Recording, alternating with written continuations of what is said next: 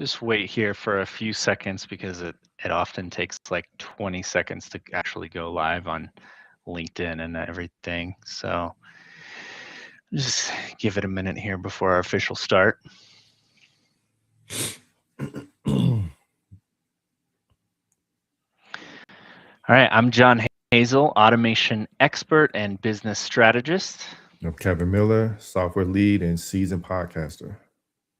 This is the Automate and Elevate podcast where we help you build systems, create leverage, and scale your business. And on today's episode, we're going to dive into finding great help at a price that fits your budget. We're going to really dive into how to work with talent overseas and really how to leverage that to supercharge your business. How's it been going, John? Yeah, it's been going great. I started hiring out of the Philippines just back in August. It's now March, so it's only been 9 months and it's been fantastic. I've been trying to figure this for years, not, I wouldn't say actively trying, but I've been very curious about offshore for a long time. And I finally figured it out. And honestly, I have John Jonas to thank for that. So basically everything I'm going to be telling you, I learned from him and working within his system. So he is the founder of a website called onlinejobs.ph. I believe he built it around 2005. So it's been like over 20 years. Um, it is a platform where you can find and hire remote Philippines. And you could go on there and you might have decent success if you just go on there, post a job, interview some people, get lucky and get a good VA or remote worker. But if you follow the system, I can almost guarantee that you will find somebody that fits within your budget and you will amplify what you're doing. You will expand your capacity and you will discover that you can get so much more done and make so much more money for your business, increase your when you have the right help in place. People who are loyal, people who want to see you succeed, want to see your business succeed, people who just want to help. So what I have done is I took the online course from John Jonas called 1vaaway.com and I followed it to a T. I literally, I took down the notes. I wrote down exactly what I needed to do and I followed it exactly. And then I amplified it and built on it a little bit for what fits my needs. So that's kind of what I want to talk about today, Kevin. Sure. So you've explored both hiring domestically and overseas in your business. So I know a lot of people they may have concerns about hiring overseas. So what are some of the advantages of hiring overseas, and what is like the cost differential in general that you've Yeah. experienced? Yeah. So I just say when you're a solopreneur or you are a small business owner, and you have to maximize every dollar, because you're feeding your family on it. So you I'm sure many people listening to the podcast have tried to hire help and just hard time fitting things within the budget, or have looked into doing it and trying to figure out how to do that. And then maybe you contract somebody, you contract them for um, a set project or a few hours a week. And the problem is it invests a lot of time in training and orienting them to your business. And then maybe they're just there for a single project and then they're done, right? Like say you hire a web designer and they're just there for that project. And you've oriented them, you spent time orienting them on your business. And then, you know, they're done with that project and you're moving on to the next person, right? So what I love about hiring full time out of the Philippines is that every minute I spend like training and orienting someone to my business and the way I think is not wasted because they continue to work after the fact. And in the Philippines, because it's an emerging economy, you can pay as little as a few dollars per hour for work. And I personally, I can't say this enough, really recommend full time because then you have their full attention. able to do a lot of different things for you. I just hire someone that's good at several different things. There's one primary thing I'm looking for, but then there's secondary and tertiary that are less important, but I want to know that they're coachable and trainable in different areas, right? And it's affordable, and there's, as long as we're talking in the knowledge workspace, it's like a remote work can help you with almost anything that can be done on a computer. And so now, obviously, I am in full support of the US economy, and I want to insource jobs here as possible. So I actually have 2 team members on my team that are based in the US, but it has to be, the economics just have to make sense, right? And all of the large corporations are doing. We live in a global economy, and so even with things that you're like, okay, this is a company in the US, all their social media is all Americans, and I'm, happy to support. Like, I guarantee you, the supply chain runs around, like, whether it's the softwares that they're using, the tools, the product, like, somewhere along the line, we're all relying on many other parts of the world. And the world right now with the Strait of Hormuz, it's like you you start to realize, like, oh wow, like, the gas I get a day is being sourced from other parts of the country, of the world, and things that are happening geopolitically in other places are actually affecting me now, right? A lot of times we live in this bubble and we don't think about how important the rest of the world is to impacting us. And a lot of times, these large corporations are been off of the economic differences between different nations, and then we're afraid to do a small business. You have to learn to capitalize on these things, right, if you want to succeed. So but I also understand the concern, like, how do I make sure I don't get scammed? How do I make sure my information doesn't get stolen and sold to someone else? And all these kinds of different things that just come with the unknown, right? So one, you have to have a little bit of faith, and all great business people have at least a reasonable level of risk tolerance. Many of the greatest people have a very high risk tolerance. You don't need to have an extremely high risk tolerance, but you have to start having some risk tolerance if you want to scale up your business. It's just how it works. You have to say, okay, I see a path here, and if I get this right, I can make a lot of money down this path. And you have to take a leap of faith. However, the process that I use, that's outlined by John Jonas and then has some optimizations for me, it works so well that I can almost guarantee on the other side, I'm going to have somebody that's trustworthy, that's loyal, and I'm not going to get scammed, right?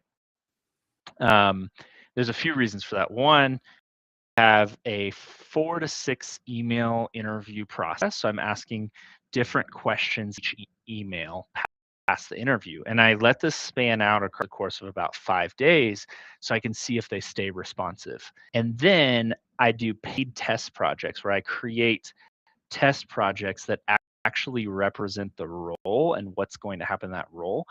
And I pay them a very small amount, and I'll have 3 to 5 candidates. It's a reasonable amount for the amount that they're going to have for what the economy is, depending on what the test projects are. But literally between 10 and 20 US dollars per person for about 4 to 5 test projects. It'll take them a few hours. And I'll do this. So I'll invest like $100 into those test projects, and literally the cream of the crop will rise up. The person who's the right fit for the role will rise up. But no scammers are even going to participate in that test project. So that filters all. If they last through, first of all of the stipulations in the job application, which most get from that.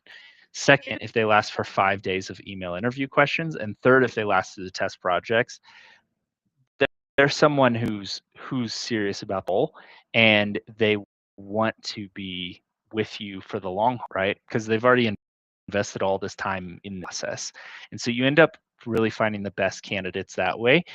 And then don't want to give them the keys to the kingdom on day one. So there's a few trade. One is I use you can use 1Password to create a you can create a vault in 1Password, share it with a guest where they only have the ability to install the extension in their web browser and have words auto-filled and auto-submitted.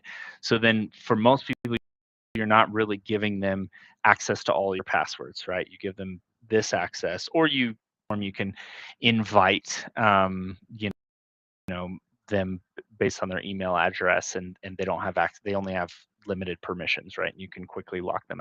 Those are some of the things, and then you just build up trust over a few months. You give them access to more and more, and see them produce quality output.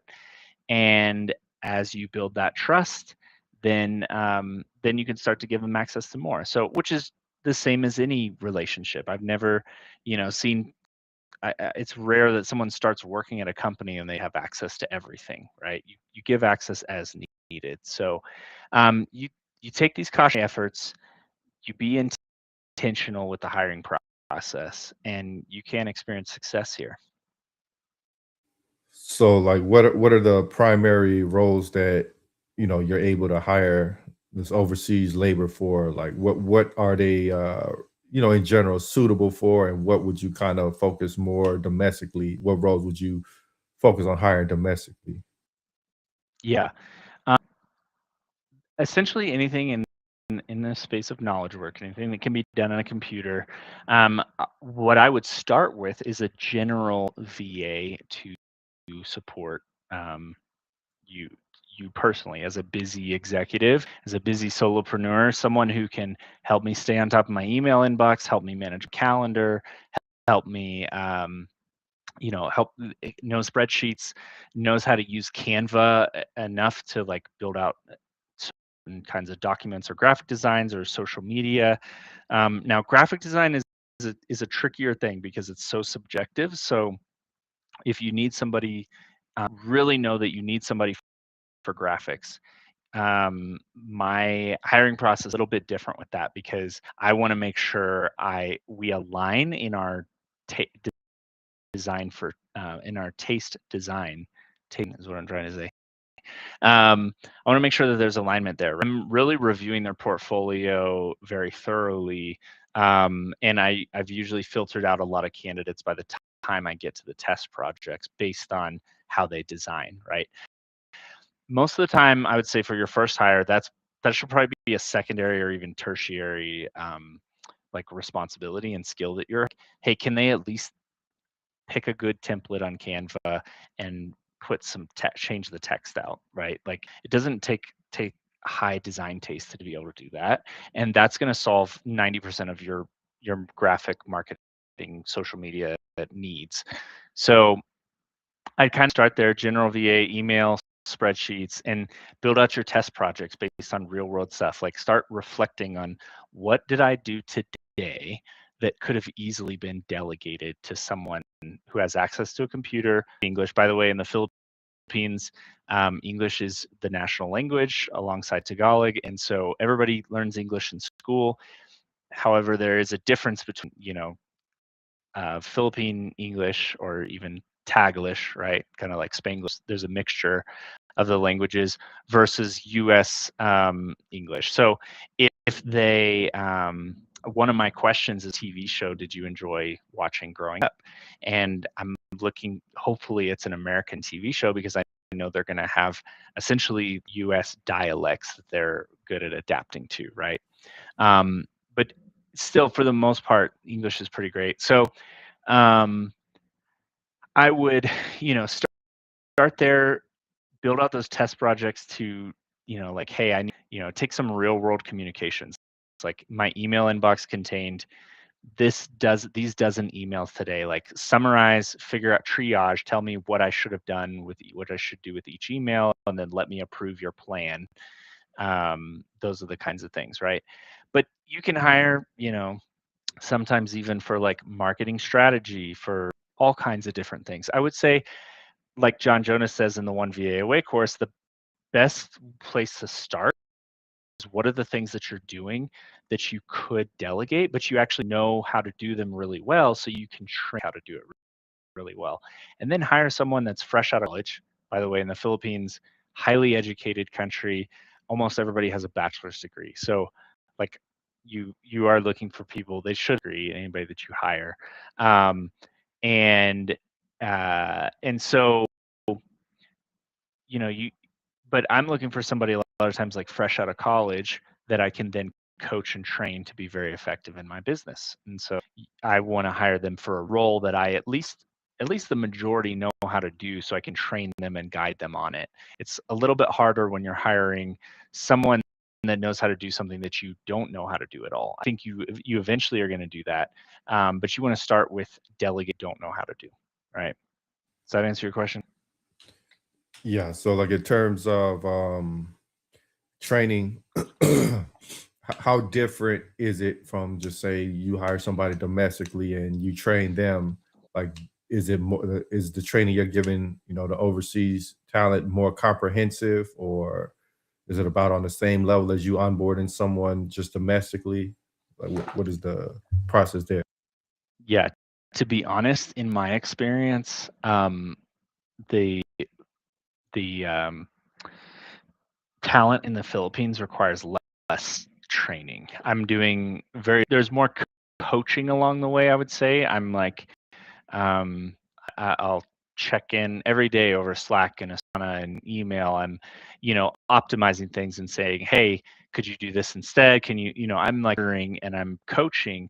But as far as the initial training, almost everybody I've hired has had the skill sets to immediately start engaging in the technology I need them to, the kind of work that I need them to. And because they're working full time versus usually in the US, for a small business solopreneur, you're contracting people or agencies, or you're hiring somebody part-time to do a thing for you.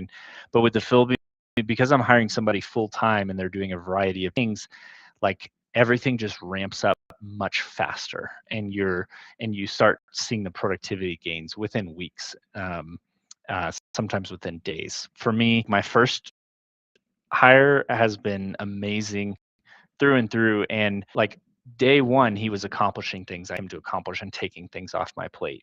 He like saved me probably 20 hours in his first week of working for me. And I only had to invest a handful of hours in getting him access to things, getting, a tiny bit of training. So you would be surprised. Now, like these are human beings and you need to not forget that. And it could be easy if you're only interacting over digital communications and it's all like work related, and you're not having face-to-face conversations, and especially in an era where we're constantly interacting with AI, it could be easy to forget that like these are humans and you need to treat them with dignity and respect, and just be kind, be a good boss, and don't expect like them to serve you the world in the first hour they work for you, right? But the skill sets and the broad nature of what they can do with little direction is far greater than what you can do with AI right now. Now AI is better and better, but right now for me, they kind of bridge the gap with AI. I can say, hey, can you build out this AI automation? Can you bring plot on this thing? And I can skip a lot of steps when I'm able to delegate it to them versus trying to kick off an AI agent on my own. I just train them how to build AI agents and things, and then they're maximizing their efficiency, and that's in turn is maximizing my efficiency. So like, yeah, these are essentially employees. So like, what are you doing to make sure that you're able to, maintain them? Let's say you have a great employee. Obviously, you're training them. They're developing a high level skill set, and obviously that skill set is going to become, other employers are going to want that skill set. So like, what are you doing to maintain your top talent? Yep. Yep. So Online Jobs PH has some great blog posts about this. I think it's the same in wherever you're hiring from, which is like people want to know that they're providing value to the business, that they're serving a great purpose. Like these are core innate human desires. They want to know that they're being compensated fairly for their the skills that they're providing and their experience level. Um, they want a connection with you, some level of connection. And so we have several different like pulse points where I get a daily report every day, and so I read that, I skim through it. It's very quick and simple, and see that has several different questions. The first question is, what did you do today? And that's just like a quick bullet pointed list of what they were. The second question is, what problems did you run into? So I know what kinds of bottlenecks they're hitting. The third question is, what can I help you with? And so with those questions, then I get a good pulse, and then every once in a while I respond. Usually I'm only responding if they have a problem that they ran into, or something they need from me. Fourth question, which I recently added, is by the way, those first three questions came straight from John Jonas in the One VA Awake course. And the fourth question I recently added is, what do you plan to work on tomorrow? Or if it's Friday next. So I have always a picture of what the next day is going to hold and what the next week is going to hold. And this helps because if what they're planning is like, oh, hey, that's not actually the priority for me, then I can redirect there, right?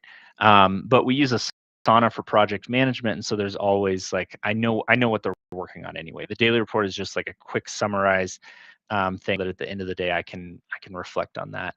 And then they're just people development, right? So I will buy courses that I know are going to help skill up my team members, or I might even ask them, hey, is there anything, any kind of resource or course that you want access to that you think would help you level up?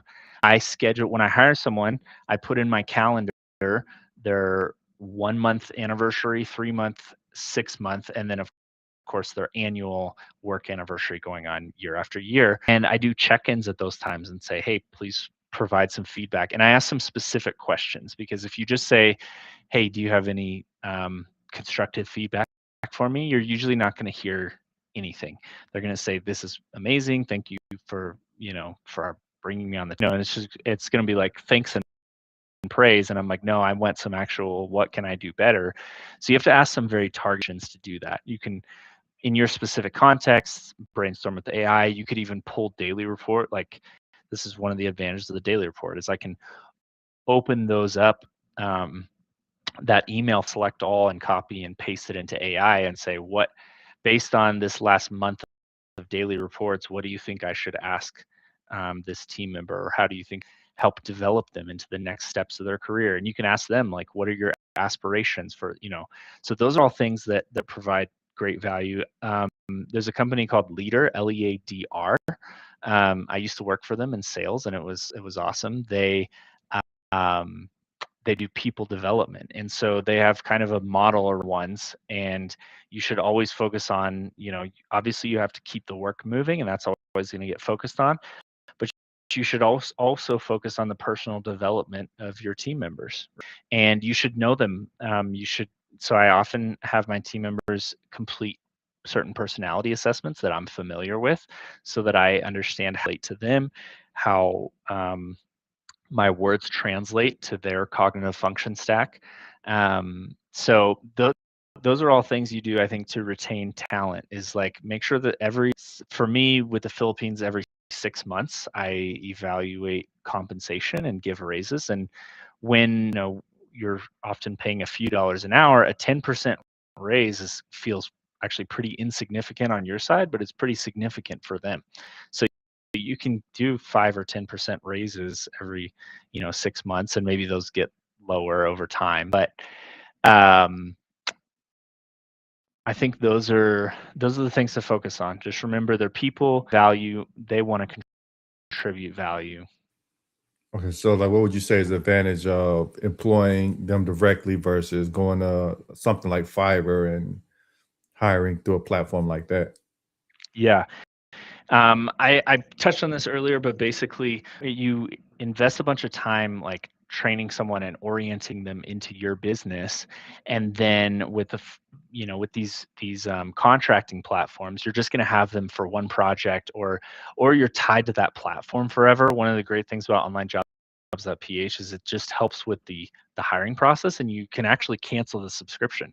I personally keep an annual subscription, because I use it all the time, but you can just hire someone and then cancel. You can literally have the subscription for 1 month. I think it's like 7 or something, and you get your hire in place and then you cancel that subscription. With these other platforms, you're tied to paying them through the platform. Otherwise, you violate the terms of service, and it's complicated. So, and then, again, like the culture there is those people are looking for multiple roles. They're not looking for a full-time role most of the time. Or even if they are, if they take a full-time role with you, they're usually looking for side jobs and they're looking for the next thing. The culture when you hire out of the Philippines full-time is like, hey, I'm with you for the long haul. And so you're spending this time coaching and training, and it's all you're going to get ROI on that investment, right? So I know like a lot of jobs they have, I guess, policies against working multiple jobs. So are you kind of fine with your employees like working multiple jobs as long as they get whatever you require them to do handled?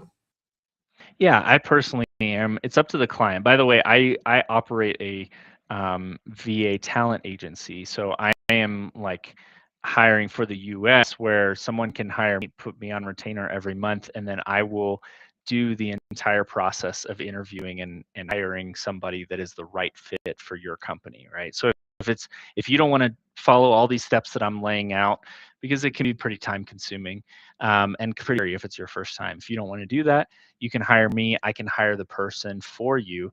I will stay in the loop. You will keep me on retainer. I'll actually pay the remote worker. So you pay me every week. I pay the remote worker every week. And then you're getting my expertise, my coaching and guidance. And so every week I'm in the weeds with this VA, teaching them things, coaching them things. I'm watching what they're doing in their daily reports and giving feed guidance. And so, and then if there's conflict, I'm helping resolve that conflict. So I can really really help with this and make it a more, if it's scary for you, it doesn't have to be. You can work with me. So anyway, it's the key is like key is starting somewhere, right? You got to get started, but it's a very very effective, cost effective, and quality effective. You get a lot of stuff off of your plate. So to kind of close this off, I know like over time, the standard of living can raise in the area, and now this labor becomes really expensive relative to the value you get. So like, let's just say that happens to the Philippines. Are there any other countries that have a good pool of labor for affordable prices? Yeah, I and that will happen eventually in the Philippines. I think that's kind of happened to India, that there's been outsourcing of call centers and tech support and everything else to India, that now like the baseline expectation, how much costs, it just continues to increase, and it's going to happen with many many nations. But these things take time. They take 10, 20, 30 years to catch up. So I think next probably 20 years, the Philippines is going to be the right fit, and I'm going to continue that direction. I think in the future that could change, and maybe it's different countries in South America. I know a lot of people hire developers out of the Middle East. I just have had the best quality experience with the Philippines. And there's yeah, anyway, so I would just start there. I would start there. Awesome. So it looks like we're at our time. Did you want to leave our audience with any closing thoughts before we get out of here? Yeah, just you have value. The world needs what you have to offer. I believe in you. You can create this business. You can scale up this business. You've got this. And if you need help building or scaling this business, please connect with me on LinkedIn. I would love to give you, if you have any questions, just send the messages there, and I'd love to answer them.